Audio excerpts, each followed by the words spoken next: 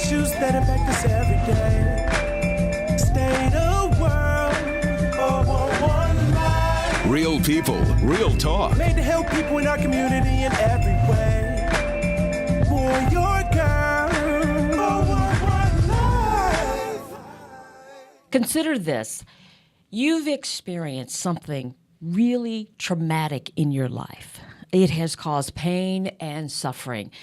And over time, some of that pain and suffering kind of subsides, but there's still something lingering there. You're wondering, why did this happen? Why am I going through this? And then years later, you see it. You see the answer. You see the why. You see that traumatic experience was a springboard for your purpose. Hello, I'm Beverly Taylor, and this is the 411 Live. Real people, real talk. I have an outstanding guest today. He has accomplished something that is so impressive. I am really impressed with his work. Let me introduce you to him, Jamar Jackson-Wilson. Thank you so much for joining me. Thanks for having me. That's high praise there. Oh, absolutely. He is the founder of Battle Scar Kids and the CEO of Legend 83 Productions, right? A native of Milwaukee, now living away in Atlanta, Nashville. A lot of things are happening, but he still looks at Milwaukee as home, right? Yes, very much. And he's here now. So I am really grateful because, you're away a lot. And I've been kind of corresponding with you. So the next time you're in Milwaukee, we want to talk. You made time for us. So thank you for that. Oh, I appreciate the invite. You took something traumatic and you've transformed it into healing, growth for other people. Mm-hmm. And I love that about this. You've taken something that was traumatic for you, you have learned from it, and you are helping other people who may be experiencing something similar. Mm-hmm. I know you've probably told this story many, many times. So when we talk about that traumatic experience, I don't know if at this point it's like, okay, it's like wallpaper. I told it so many times. There's nothing. Or when you tell it, sometimes you feel like that 11-year-old who went through some of that. Not as much anymore. That was part of the healing part in terms of telling the story, because for years I would never talk about what I went through. Now it's always telling the story from the place of it's a source of inspiration. Yeah. Most people are hearing that story for the first time. Yeah. So I never get tired of telling the story because of the purpose that it's serving. And it's important that the energy behind it remains high, because once I do tell a story or tell people what we're working on, they kind of pour back into me. So it keeps me going. Yeah. Okay. Well, let's just get into the story. Okay. 11 years old. You're in Milwaukee. Mm-hmm. It's the 4th of July. 4th of July, yeah. And where were you, at Washington Park? So it was, at Washington Park, they had the fireworks out there. I don't know, do they still do that at Washington Park? I think so. Yeah, I was with my brother, my younger brother, Jamil, and two of my cousins, Ron and Dillian, and one of their neighbors. And we all went to Washington Park to watch the public fireworks. Mm-hmm. So then after, because, it's dark when they do the fireworks, but growing up, it's be in front of the house once the street lights come on. I remember. But we got permission that day because of fireworks. So when we come back to the house, we're supposed to stay in front of the house, and we're just bored, and people are still out celebrating and stuff. So we're like, let's walk down the street. So we walked from Washington Park back to they stayed off of 48th and Lloyd. So they stayed at the top. It's kind of like a slope, like a hill. So we walk down the hill, and we go to this next block, and this is people we don't know, just they're out there having a celebration. So we just start hanging out there playing music and popping fireworks and stuff like that. But they're being reckless with the fireworks. So they have bottle rockets, and you're supposed to set the bottle on the ground and light the firework and let it shoot off in the air. Well, they're holding the bottle in their hands like they're missiles and pointing them at people. And so every time they're lighting it, it's like, it felt like they had like a whole system. Like they had a light guy, a girl holding the bottle rockets, and then like a loader. So they would one by one light them, boom. Like an assembly line. Yeah, it really was like that. And so as they're lighting them, those bottle rockets are flying past our heads, and it makes that loud whistling noise. So they're flying by us. So immediately we're all like on high alert, like this ain't cool. Like we need to get out of here. Yeah. And so we're like, let's get out of here, because in our minds too, we're also thinking like, is a fight gonna break out here once one of these fireworks land on somebody? Well, not knowing it was gonna be me, we say let's leave, and I turned and immediately it's pow, and the firework landed right in my right eye, and just busted me up, and I'm bloody, and I dropped to my knees. It's just blood everywhere, and then everybody there rushed towards me, like, oh my God, oh my God, oh my God. And my brother, he's crying. He was like, so I'm Jamar, but all my family says Mar for short. So he's like, Mar, are you okay? And I was like, I don't know. I don't think I'm okay. I'm not okay. Like something's wrong. And of course, there's blood everywhere. There's so much blood I can't even open my eyes. So I just have to hold it like this. And,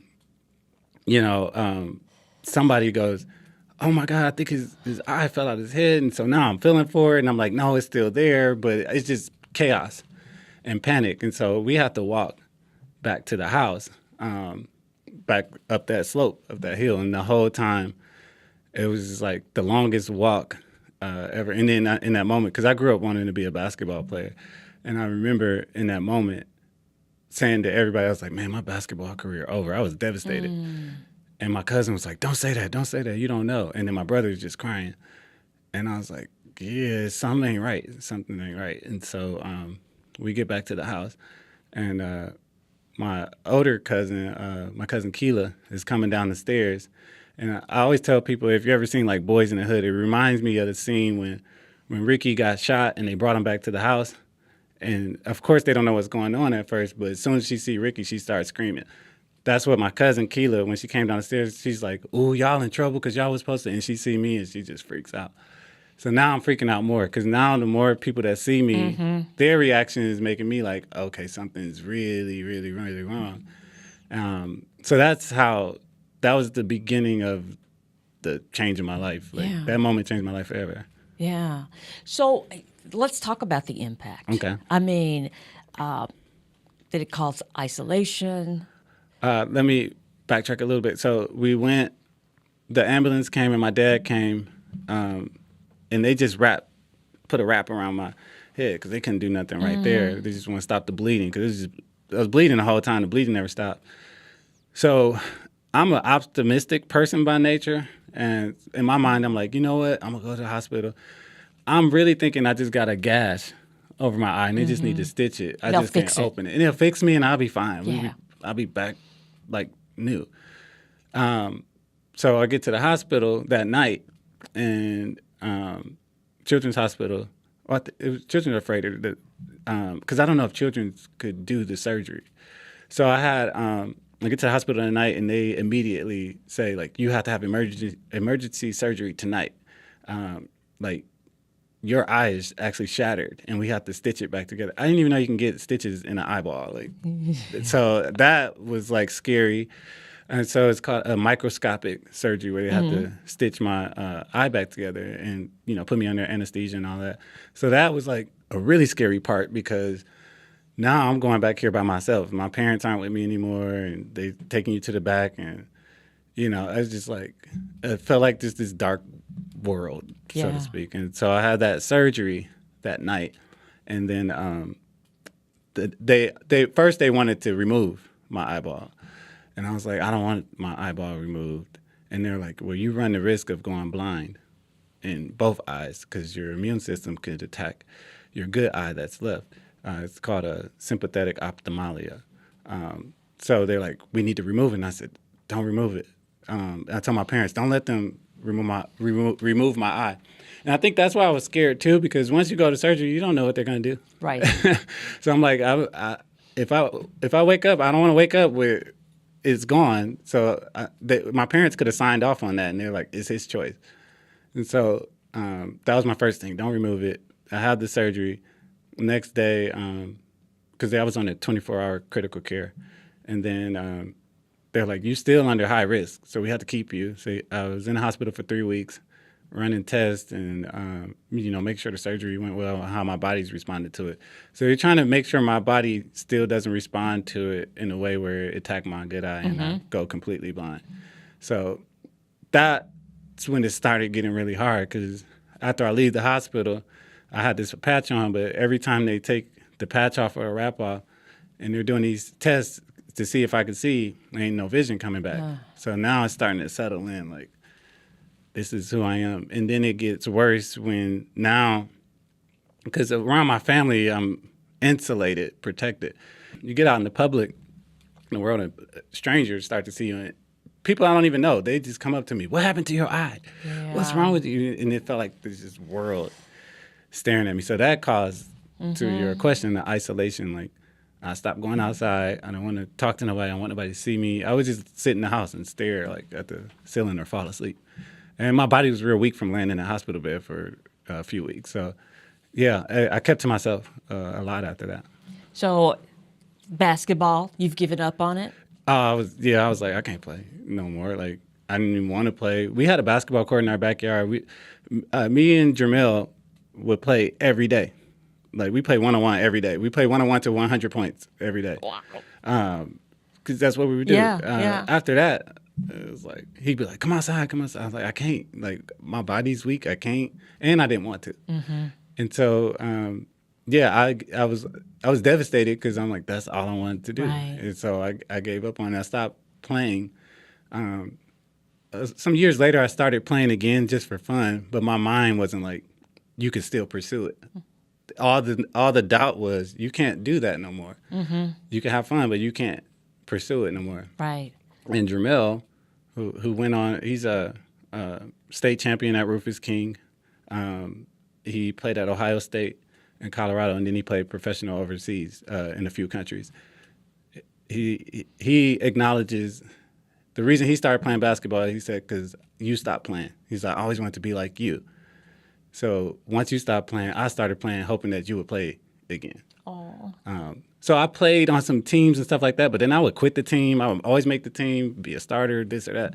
And I was just, because my mind was like, head. yeah, I can't do this. Yeah. I can't do this. Right, So, right. And I actually became a really good, looking back, I'm like, I could have made it. But my mind told me the whole time, you can't do that no more. Right. And then let's talk about the girlfriends. Yeah. What was that like? So surprisingly, because you go through a lot of self-doubt. Who gonna like me with the way I look? Like after that accident, like so one of my eyelids dropped, so one of my eyes is like lazy now, and then I had after I had the surgery, I have this. It's like a hard contact. It's not like a glass eye or anything like that. I still have my regular eye, but it's like this hard contact that covers. So the thing is, it doesn't follow the way like your eyes follow completely. There's a limitation to it. It's like a barrier to it. Of course, I don't know that until people start to tell you. You know, so psychologically, a lot of times we don't know who we are until other people start giving us the description. And then what are we taking in? We internalize it. We internalize it, and now that's who you are. So in our culture, as a man, being tall is a good thing. Why? Because somebody said that's a good attribute. Yeah. So if a guy is short, he's going to internalize that. And it, so the same thing. So with girlfriends, in my mind, I was like, who going to like me like this or whatever. But honestly, that didn't deter people. So actually, I had some really pretty girlfriends. So that didn't deter me, but it's still, though, what I will say is you still make decisions from that place of the 11-year-old. So I still was guarded and protected. And even through adult life where a certain level of vulnerability or closeness or connectedness isn't there if I have a wall up. Yeah. You know, nobody can touch your heart if you got something blocking it. And I still think that derived from 11 years old. Right. I got to protect myself, Yeah. you know, because I'm already hurting, you know. What do you think happened to start to put some cracks in that wall? And that a part of it, I do think with the girlfriend aspect, part of it was wanting to be close to somebody or connected, so to speak. So I was able to start talking about what happened to me, let's say in a more intimate space, because it's like, oh, I like you and I trust you. I want to tell you something. Like, because most people wouldn't ask me on their own unless they were like, had a motive, I guess. That was part of it, being able to talk about it with somebody and not feel shame or guilt or insecurity. So that was like part of it. That was like maybe the beginning phases of being able to talk about it some. Yeah. Yeah. Yeah, I like that. Yeah. So we're going to take a break. When we come back, we're going to talk about how this manifested itself into Battle Scar Kids. Okay. Where that happened and what you're doing with it. This is great. Stay with us. You're listening to the 411 Live. Real people, real talk.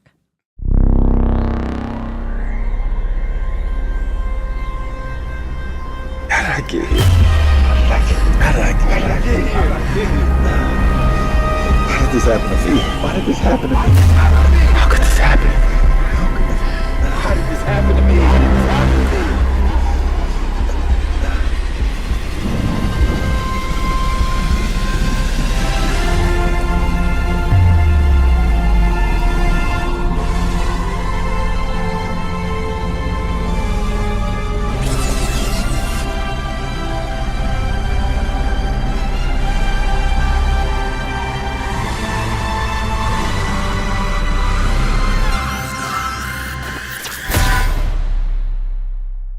Welcome back to the 411 Live. My guest is Jamar Jackson-Wilson, and he is the founder of Battle Scar Kids. Earlier, I got my little sneak peek of the animated version of the Battle Scar Kids.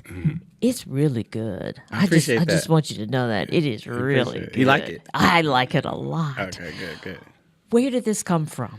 The way it started was, so after the basketball dream dissipated, I got into music, right? So I had a good friend of mine, still a friend to this day. He actually works on the project too on the music side. James Buchanan. He goes by Coach Lowry. I met him about 13 years old after my accident, and so he calls me one day and he's like, "I want you to hear something." I'm like, "Hear what?" And he plays me this song that he recorded on his own. And this back then, people didn't have studios in their house.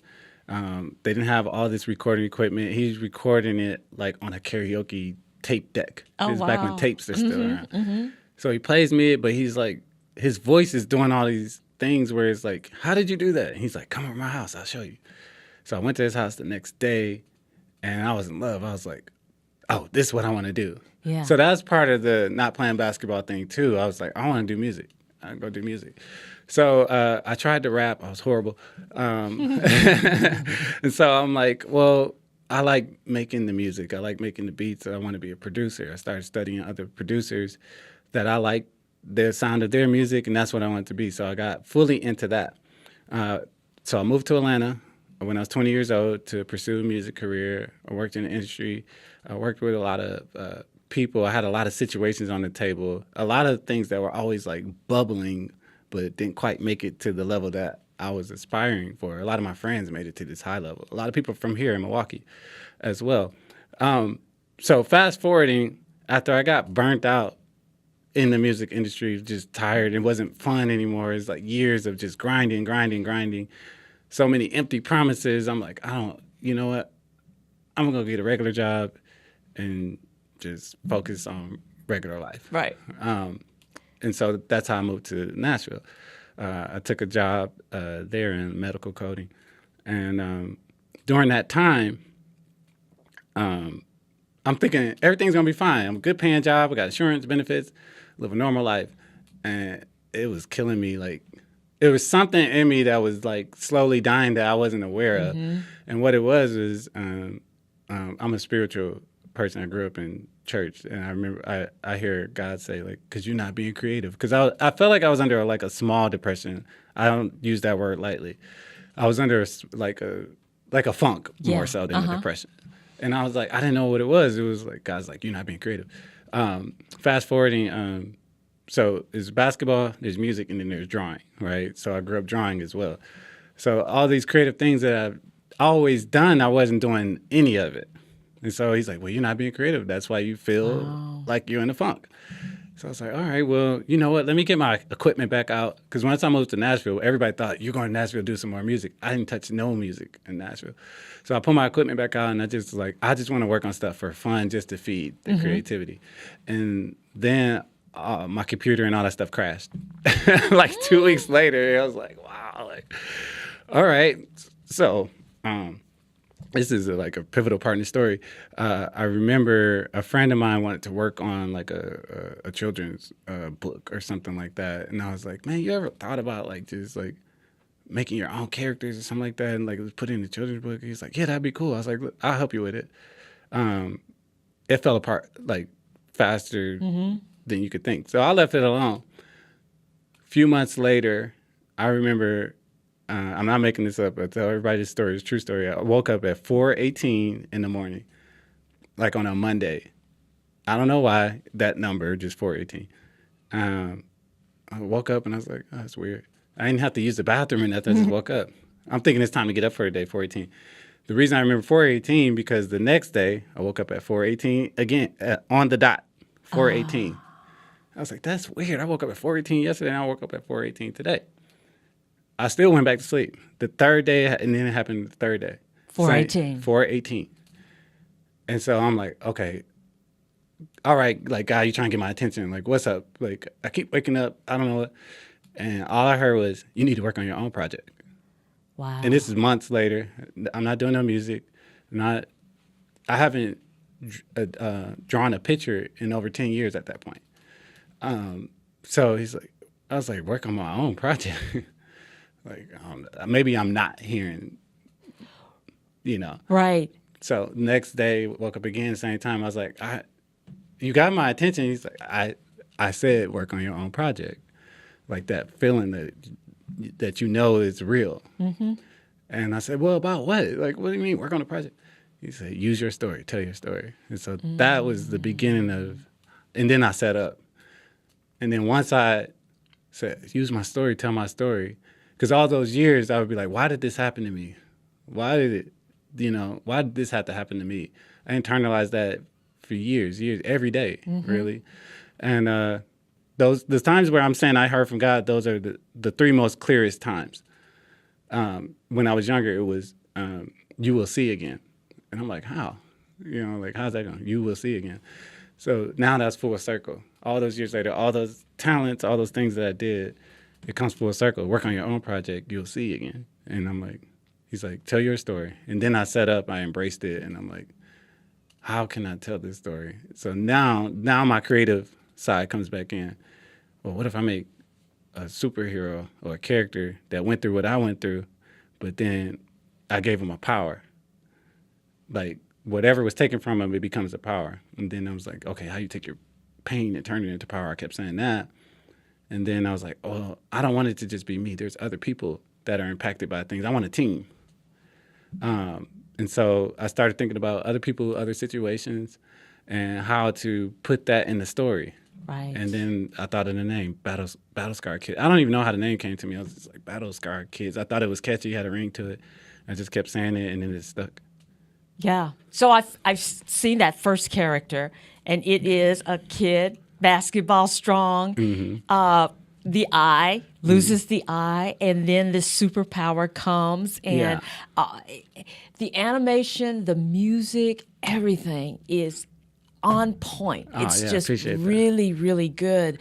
And I know our time is winding down really quickly, but I want to talk about how you use this this animation, this story, the superpower, pulling from the pain, making it powerful, impactful, and you are sharing this with other people. So now you've got the Battle Scar Kids. Now you have the Battle Scar Foundation. Whereas you guys are, you're doing workshops, you're talking to kids, showing them all these creative ways of doing it, using creative arts, storytelling, character building, music, all of that stuff.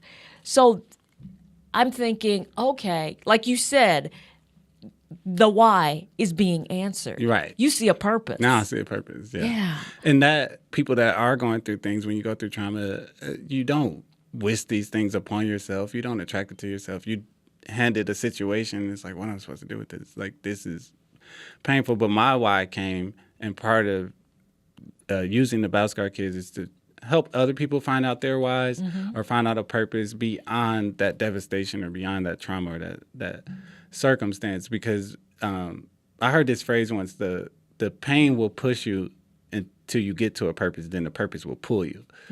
So the purpose pulled me out of the pain. But to be honest, it took healing work that I was starting to do, like stop wanting to feel sorry for myself.